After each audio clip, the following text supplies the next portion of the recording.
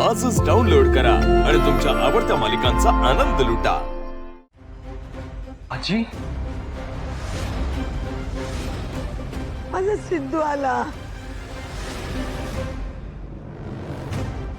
आजी अगं आजी काय झालं तुला असं काय होतंय?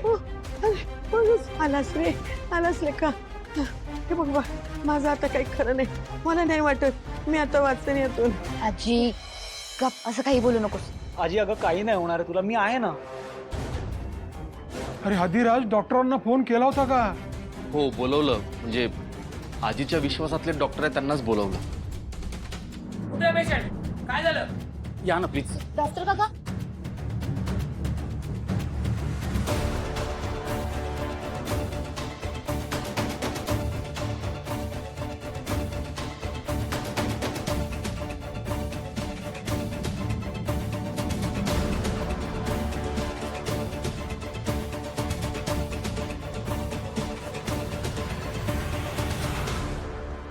डॉक्टर नक्की काय झालंय आजीला? काही काळजी करायचं कारण नाही ना? जे काही असेल ना ते स्पष्ट सांगा, आमच्यापासून काही लपवू नका। ठीक आहे, अगदी स्पष्ट सांगायचं झालं तर त्यांच्या हृदयात ब्लॉकेजेस आहेत। शरीरातलं कोलेस्ट्रॉलचं प्रमाण त्यांच्या वाढलंय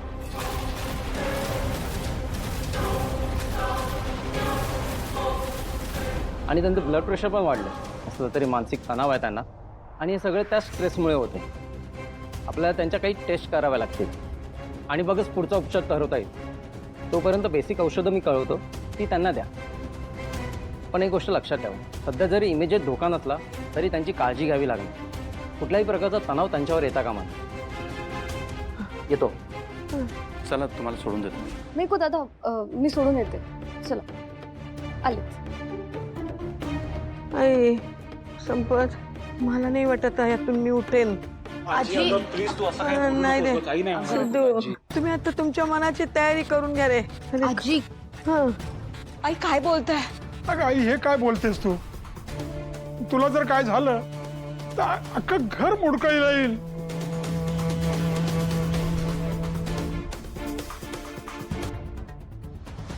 आता बघतेस कसा सिद्धू त्या भावनाशी लग्न करतोय ते। अहो मॅडम, कशी वाटली माझी ऍक्टिंग? हळू बोला।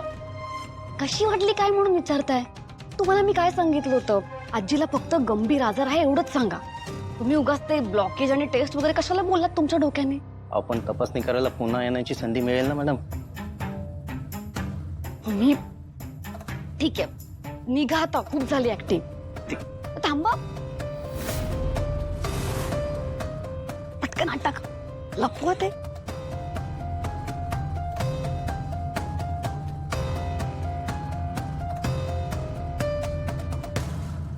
हे सगळं त्या भावनामुळे होत आहे। भावना मॅडमचा काय संबंध आहे या सगळे? तिचाच संबंध आहे। आता तुम्ही फक्त होकार कळवण्यासाठी गेला होता आणि आता आईना अटॅक आला। मी आधीपासून सांगत होते की तिचा पायगुण चांगला नाहीये, तिच्या पत्रिकेत दोष आहे, पण तुम्ही कोणीच माझं ऐकत नाही। आता नुसता होकार कळवल्यानंतर एवढं मोठं संकट आलं। लग्न झालं तर काय होईल? सिद्धू, मला काही ऐकायचं नाहीये। आत्ताच्या आत्ता त्या भावनाला विसर। अरे तुला कळत नाहीये, तुझ्या हट्टापायी तुझं आणि या घरचं वाटोळं होणार आहे। मला तर नाही बघवणार। होय रे, खरंच आहे। रेणुका अगदी बरोबर बोलतेय। माझ्या मनावरती या सिद्धू आणि भावनाच्या लग्नाचाच ताण आहे। नाही रे, भावना येऊन या घरात काही उपयोग होणार नाही। एकदा तुम्ही कुठलाही संबंध कुठेही जोडताय।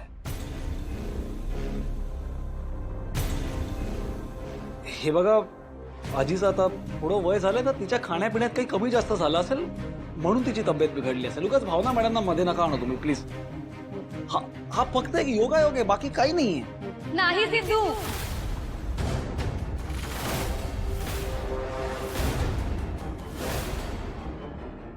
सिद्धू, आईंची शंका अगदी बरोबर आहे। हे जे काही घडतंय ना सिद्धू, ते त्या भावनाच्या पायगुणामुळे। तुम्ही सगळ्यांनी एक गोष्ट व्यवस्थित आठवा, सिद्धू आणि माझं लग्न ठरल्यापासून जे जे कार्यक्रम झाले, ज्या ज्या कार्यक्रमांमध्ये भावना आली, त्या प्रत्येक कार्यक्रमामध्ये काही ना काहीतरी विघ्न आलंच। कुठलाही कार्यक्रम विघ्नाशिवाय पार पडला नाही. आणि जेव्हा सिद्धूने सगळ्या सभेमध्ये जाहीर केलं की भावनाच त्याची होणारी बायको आहे, तेव्हा काय झालं?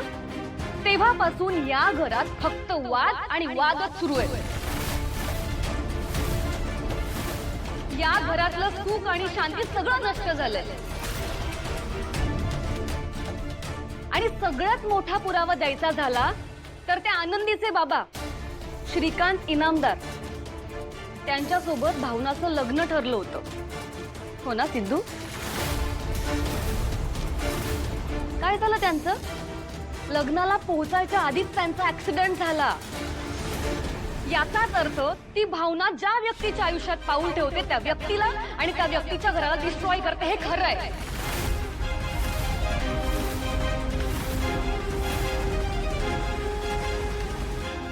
पूर्वी अगदी बरोबर बोलतेय. सिद्धू, तू त्या भावनाच्या इतका आहारी गेलाय की तुला सगळं तुझ्या डोळ्याने दिसतंय, पण तरी तुला ते मान्य करायचं नाहीये.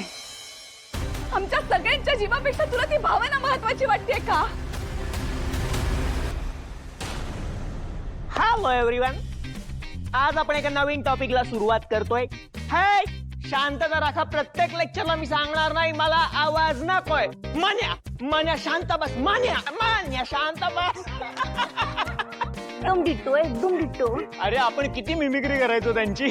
हो ना यार, काही दिवस होते ते. तुम्हाला आठवतंय आपण सेकंड इयरला होतो आणि त्या मनाला वायवाच्या दिवशी मास बंक करायचं होतं. हो ना, आणि आपण कुणीच त्याला भाव दिला नाही. आपण सगळे वायवाला गेलो आणि तोच एकटा त्या दिवशी आला नव्हता.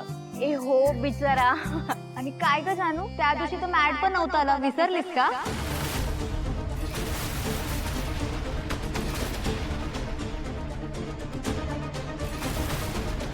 बापरे, हे सगळे आता मॅड बद्दल बोलायला लागलेत. एकतर घरात सीसीटीव्ही कॅमेरे आहेत, आतून आवाज ऐकायला जातो का नाही माहित नाही, पण हे सगळं जर जयंतला कळलं ना तर तो काय करेल हे सांगता येत नाही. ए मी काय म्हणते, आपल्या कॉलेजच्या कॅन्टीन मध्ये तो चीज वडापाव मिळायचा बघा, तो आता बंद झाला म्हणे. अरे काही काय, पण किती मस्त होता ना तो वडापाव. मी तर कितीतरी दिवस त्याच्यावरच काढलेत. हे तुम्हाला माहितीये, माझी आजही कडकी असली तुम्ही तोच वडापाव खायला जातो.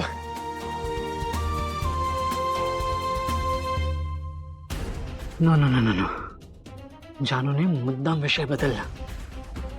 कोणीतरी मॅड बद्दल बोला please. Come on come on come on. अरे पण आज का नाही आला मॅड? त्याला कोणी इन्व्हाइट नव्हतं केलं का? अगं त्याचा काही कॉन्टॅक्टच होत नाहीये. एक्झाम पासून जो गायब झालाय तो अजून गायबच आहे. ऐका ना, जे नाहीये त्यांच्याबद्दल बोलण्यापेक्षा आता आपण सगळे भेटलोय ना, आपण मस्त धमाल करूया. जानू, तुलाही त्यांनी कळवलं नाही का? नाही. त्याला अचानक काय झालं काय माहित. तुझं लग्न ठरलं आणि तो असं ऑफच वागायला लागला. एक मिनिट, माझ्या लग्नाचा आणि त्याचा काय संबंध? जानू प्लीज आता असं नको म्हणूस की तुला काहीच माहित नाहीये. काय बोलतेस तू? आता इथे सगळ्यांना असं वाटेल की त्याचं आणि माझंच काहीतरी होतं. असं कसं वाटेल? आम्हाला माहिती आहे की तुमच्यात खूप छान मैत्री होती. लक्ष्मी निवास, लक्ष्मी